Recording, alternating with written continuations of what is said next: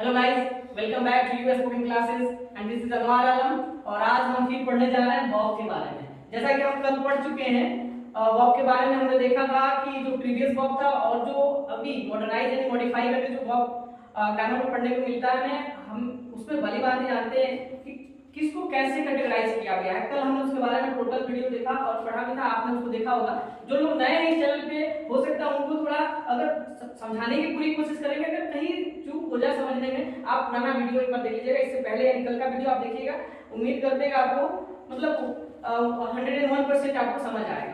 तो गाइस आज हम पढ़ेंगे मेन वर्ब, हेल्पिंग वर्ब को, लेकिन दूसरे तरीके से। जैसे कल हमने पढ़ा था उसके कैटेगराइज को, और हमने उसमें क्या किया था कि हेल्पिंग वर्ब कितने होते हैं 24, हमने उसको जाना था।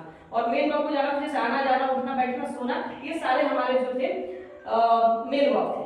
आज हम देखेंगे, ये तो जानिए पहचानना हम सीख गए मेन वर्ब क्या है, हेल्पिंग वर्ब कौन कौन से पहचानना आ गया, और इसका यूज कैसे होता है आज इस वीडियो में हम सीखने वाले हैं इसका यूज। तो पहले हम जान लेते हैं कि मेन वर्ब होता क्या है। मेन वर्ब होता क्या है, तो कह रहा है the verb which is of the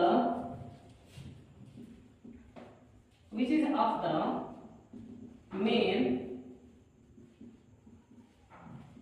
importance in a sentence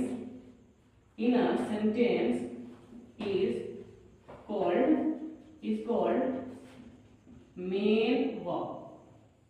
यानी क्या कह रहा है the verb which is of the main importance in a sentence is called main verb। यानी किसी भी वाक्य में प्रयुक्त हुआ जो शब्द होता है और जो मुख्य क्रिया का काम करता है, मुख्य उद्देश्य होता है जिस क्रिया का, वही हमारा सेंटेंस में मेन वर्ब कहलाता है। जैसे गाइस हम एक सेंटेंस एग्जांपल के लिए यहाँ लिख रहे हैं, और एग्जांपल के लिए एक सेंटेंस देखेंगे, जैसे आई एम गोइंग।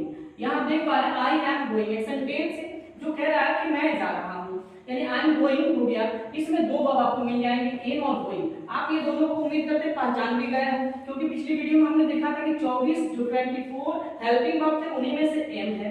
तो एम मतलब हूँ होता है, और एम जो हेल्पिंग वर्ब से बिलोंग करता है, इसको तो आप आसानी से पहचान गए होंगे। और वैसे ही गो का ये फोर्थ फॉर्म है, यानी चौथा रूप है वर्ब का, चौथा रूप है, यानी कि गो और गोइंग चौथा रूप हो गया।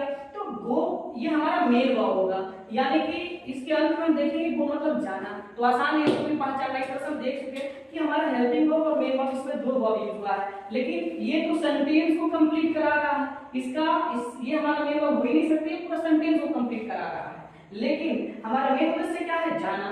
तो हम यहाँ इसको मेन वर्ब कहते हैं। ऐसे भी मेन वर्ब कहलाता है, और यहाँ हम ऐसे तो मेन वर्ब है, और यहाँ मेन वर्ब की जगह प्रयुक्त भी हुआ है। ये हेल्पिंग वर्ब है और हेल्पिंग वर्ब की जगह प्रयुक्त भी हुआ है, यानी ये हमारा हेल्पिंग वर्ब, ये हमारा मेन वर्ब। लेकिन गाइस एक चीज और देखना होता है कि मेन वर्ब कभी कभी हेल्पिंग वर्ब के रूप में आ जाता है, हेल्पिंग वर्ब के रूप में काम करता है। कभी हेल्पिंग वर्ब जो होता है वो मेन वर्ब के रूप में काम करता है। तो हमें देखना ये है कि कब ये हेल्पिंग वर्ब में और कब मेन वर्ब में काम करता है।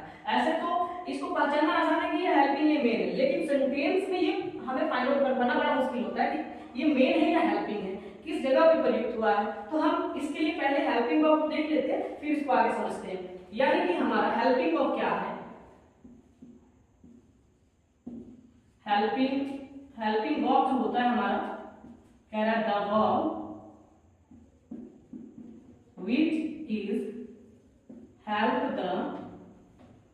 which is help the main verb in a tense, mood, voice is called helping verb। यानी क्या है, the verb which is help the main verb, यानी जो क्रिया मुख्य क्रिया की मदद करे, in a tense, mood, voice is called helping verb। यानी a verb which is help the main verb in a tense, mood, voice is called main verb। जो क्रिया टेंस को, मूड को, वॉइस को बनाने में मुख्य क्रिया की मदद करती है, उस वर्ब को हम हेल्पिंग वर्ब कहते हैं। और ये 24 होते हैं। अब यहाँ देख लेंगे कि हेल्पिंग वर्ब सेम एग्जांपल्स लेते हैं। यहाँ पे सेम हम एग्जांपल लेंगे, जैसे आई गोइंग। आप ऐसे देखें, पिछला आपने सेंटेंस देखा, एम जो हमारा हेल्पिंग वर्ब था और ये हमारा गोइंग हमारा मेन वर्ब था। तो इतना तो आपको समझ में आ रहा है कि ये जो है ये सेंटेंस को कंप्लीट कराने में मदद किया, यानी कि ये ना होता तो ये सेंटेंस हमारा अधूरा रह जाता, कंप्लीट होता ही नहीं। तो इसमें हम देख पा रहे हैं हमारा हेल्पिंग वर्ब है और ये हमारा मेन वर्ब है। अब मेन कंफ्यूजन शुरू होने वाली है इसके बाद। जैसे अगर आप लोग इसका स्क्रीनशॉट लेना चाहे ले सकते हैं, चलिए ठीक है। अब हमें आगे समझना है कि हमारा जो हेल्पिंग वर्ब होता है और मेन वर्ब होता है, ये हमने कहा कभी हेल्पिंग कभी मेन का काम करता है, तो वो कैसे करता है ये चीज हमें देखना है। तो गाइस यहाँ एक सेंटेंस देते हैं, आई एम अ बॉय। ये एक सेंटेंस हो गया, आई एम अ बॉय, मैं एक लड़का हूं। तो ये सेंटेंस में आपको बताना है कि इसमें वर्ब यूज हुआ है कि नहीं।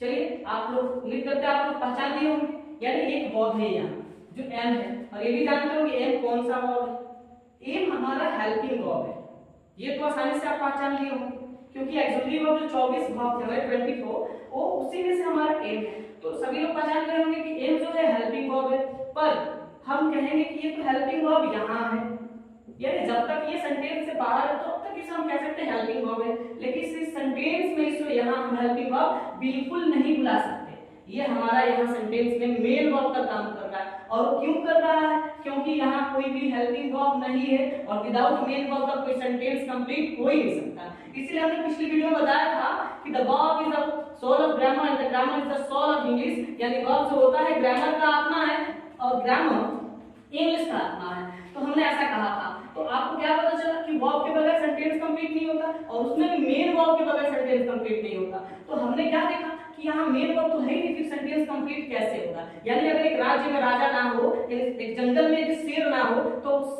जंगल का जो शासन होगा कैसे चलेगा, राजगद्दी का कौन राज करेगा, कैसे वहां का जो भी लॉ एंड ऑर्डर मेंटेन करके रखेगा। तो जाहिर सी बात है राजा की गैरहाजिरी में, शेर की गैरहाजिरी में शेर ने जरूर उस गद्दी को ले लेगी। ऐसे ही मेन वर्ब नहीं हुआ तो क्या होगा, उसी प्रजाति उसी भाग की प्रजाति से हमारा हेल्पिंग वर्ब आता है। तो जब तक मेन नहीं है वहां हेल्पिंग अपने आप को मेन घोषित कर देता है ताकि लॉ एंड ऑर्डर बना रहे, यानी सेंटेंस में मुख्य क्रिया का जो है प्रयोग हो जाए और लोग जान जाए कि मैं मेन वर्ब हूं, इसलिए इसमें से कोई इधर हलचल नहीं करेगा, इसलिए अपने आप को मेन वर्ब घोषित कर देता है। बात समझ गए। तो भले ही अलग में हेल्पिंग वर्ब था, लेकिन सेंटेंस में अकेला है इसीलिए ये हेल्पिंग नहीं हो सकता, ये जब भी होगा तो मेन वर्ब होगा। तो गाइस चलिए दूसरा हम लेते हैं, मेन वर्ब यहाँ हो गया। दूसरा एग्जांपल लेते हैं, ये तो हो गया पहला एग्जांपल।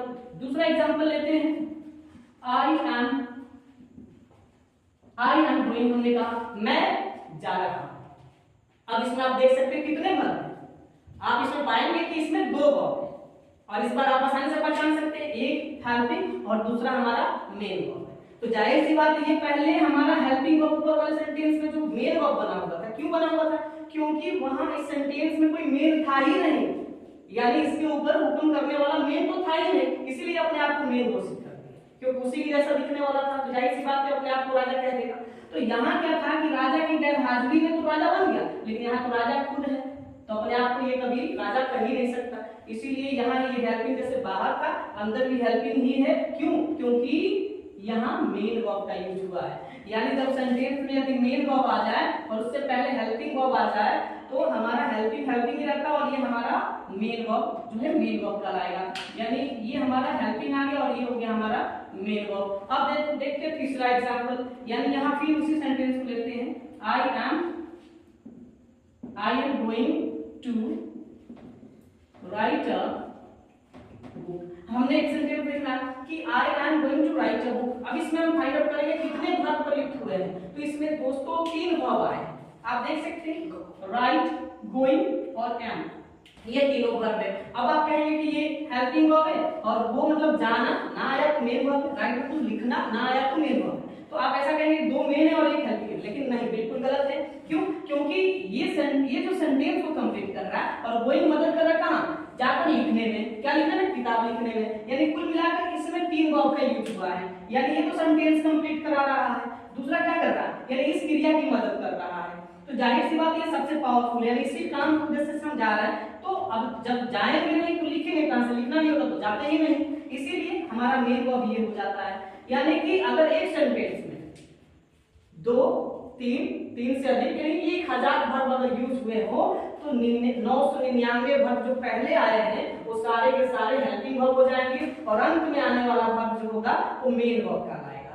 क्यों? क्योंकि वो सारे 999 वर्ब जो होंगे ना एक दूसरे से कनेक्ट होंगे और एक दूसरे की मदद करते हुए जा रहे होंगे और अंत वर्ब जो 1000वां वर्ब होगा वो जो 1000 नंबर पे आएगा वही वर्ब हमारा मेन वर्ब होगा, क्योंकि मेन मकसद हमारा वही काम करना होगा, इसलिए उसे मेन कहेंगे। तो आप समझ चुके होंगे कि यहाँ ये मेन क्यों था, क्योंकि यहाँ कोई वर्ब नहीं था, मेन वर्ब नहीं था, इसलिए हेल्पिंग अपने आप को मेन घोषित कर दिया, क्योंकि मेन वर्ब के बगैर सेंटेंस कंप्लीट नहीं होता। और यहाँ जब मेन वर्ब आ गया तो फिर हेल्पिंग जो एम ऊपर मेन बना हुआ था नीचे में ये फिर अपना हेल्पिंग के रूप में ही वापस आया। और इसमें देख सकते हैं 3 वर्ब का यूज हुआ, यानी ये वर्ब सेंटेंस कंप्लीट करा रहा, ये जाने की काम कर रहा है। क्यों? क्योंकि लिखना हमारा मेन मकसद था। तो हम जा रहे हैं तो अब जाएंगे नहीं तो लिखेंगे कहां से, और लिखना ना होगा तो जाने की जरूरत नहीं थी। तो जाहिर सी बात है जाने का यहाँ पे शब्द यूज हुआ है, वो वर्ब यूज हुआ है क्यों? क्योंकि जाकर लिखने के लिए। तो गाइस आसान भाषा में कहे तो बहुत बड़ा आसान है समझना। इस तरह से हम फाइंड आउट कर सकते हैं कि ये यहाँ मेन वर्ब है, यहाँ ये हेल्पिंग और ये मेन है, यहाँ ये दोनों क्या है हेल्पिंग वर्ब है और ये हमारा इकलौता क्या हो जाएगा मेन वर्ब हो जाएगा। यानी दोनों हेल्पिंग होने का कारण है कि ये इससे बाद में आए ये मेन होगा। तो गाइस मेन वर्ब के बारे में ये बहुत अच्छा, मतलब अगर आप समझना अगर चाहे थोड़ा सा माइंड पे प्रेशर दे दे तो शायद आपको ये चीज अभी समझ में आ जाए, और नहीं आए तो फिर आप वीडियो को दोबारा से देखिएगा और जहां कंफ्यूजन हो आप कमेंट जरूर करिएगा। तो गाइस एक एग्जांपल देते हैं इसके लिए, चलिए लास्ट में एक एग्जांपल देते हैं। भाई देखो होता क्या है, हम एक एग्जांपल देने जा रहे हैं। जैसे एक गांव है, भाई देखो ये एक गांव, इस हर एक गांव में होता क्या है कि पहले इतना गांव डेवलप नहीं था, तो होता क्या था किसी गांव में क्या होता है वो चिड़ी चोर होते हैं ना, चाकू वाला जो है छोटा मोटा एक ग्रुप होता है जो अपने आप को राजा कहते हैं। क्यों? क्योंकि वहां उनके ऊपर कोई राज करने वाला होता नहीं है, तो जब तक राजा रहते हैं, जब तक सिंगल होते हैं उन्हीं का ग्रुप होता है तब तक वो राजा होते हैं। ऐसे ही ये पूरा एक गांव था और इस गांव में एक ही वर्ब था, यानी ये वर्ब नहीं ये एक ग्रुप था जो अपने आप को राजा कह रहा था, मेन आदमी बता रहा था, मेन वर्ब कह रहा था। तो अब एक बात बताइए इस गांव में कौन घुस सकता है? जो इससे पावरफुल होगा वही उसके बाद आएगा जी। तो वैसा ही हुआ क्या कि इस गांव में एंट्री कौन किया? गोइल। क्यों किया? क्योंकि इससे पावरफुल था तभी ये आया, अगर इससे पावरफुल ये नहीं होता तो इधर आता ही नहीं, क्योंकि इससे डर के पहले ही भाग जाता। तो जाहिर सी बात है ये बाद में इस गांव में एंट्री किया है तो इससे पावरफुल होगा, यानी ये चिंदी चोर थे चाकू वाला गैंग था तो ये आ गया वहां पे, इससे हाईली वेपन्स लिए हैं, हाईली टेक्नोलॉजी वाला वेपन से, इसलिए जाहिर सी बात है अब ये जो ऑब्वियस की गुलामी करने लगता है, ये मेन हो जाता है, अब ये इसके लिए काम करने लगता है। वैसे ही होता क्या है कि अब ये तो इसके लिए काम कर ही रहा था, यानी ये मेन बना हुआ था, अब इससे भी पावरफुल वर्ब आ जाता है ये, क्योंकि जाहिर सी बात ये दोनों का सामना करने के लिए कौन आएगा? क्योंकि इन दोनों से पावरफुल होगा तो ये हमारा अंत में आया, तो जाहिर सी बात है यही हमारा मेन वर्ब होगा। यानी इसके बाद यदि कोई आएगा तो जाहिर सी बात है इन सबसे पावरफुल होगा वही बाद में आएगा। यानी हर एक राज्य में हो या फिर हर एक गांव में हो वही जा सकता है जो पहले वाले गेम की मुकाबला करने की क्षमता रखता है, वही उस गांव में एंट्री कर सकता है, उस बाउंड्री को क्रॉस कर सकता है, नहीं तो उसे पीछे हटना पड़ेगा। तो जाहिर सी बात है सेंटेंस में जो सबसे अंत में आएगा वर्ब वही हमारा राजा होगा, वही हमारा मेन वर्ब कहलाएगा, उससे पहले आने वाले सभी वर्ब जो होंगे वो हेल्पिंग वर्ब होंगे। तो गाइस आपको ये एग्जांपल अगर अच्छा लगा हो, समझ में आया हो तो आप बेशक लाइक करें, कमेंट करें, शेयर करें और ज्यादा से ज्यादा बच्चों तक ये वीडियो शेयर करें ताकि वर्ब के बारे में अच्छे से जानकारी मिल पाए। और जो लोग आज इस चैनल पे नए हैं प्लीज वो सब्सक्राइब कर ले और बेल आइकन को ऑन कर दे ताकि मेरा अगला नोटिफिकेशन जो आपको ऑन टाइम मिल जाए। और पहले एक बात और कि जो लोग पिछला वीडियो मेरा वर्ब का नहीं देखे हैं, हो सकता है इसमें कहीं कंफ्यूजन रह गया तो आप पिछला वीडियो जाकर के आई बटन में आपको लिंक मिल जाएगा, आप वहां देख ले और आपको अच्छे से समझ में आ जाएगा। उम्मीद करते हैं आपको ये वीडियो अच्छा लगा।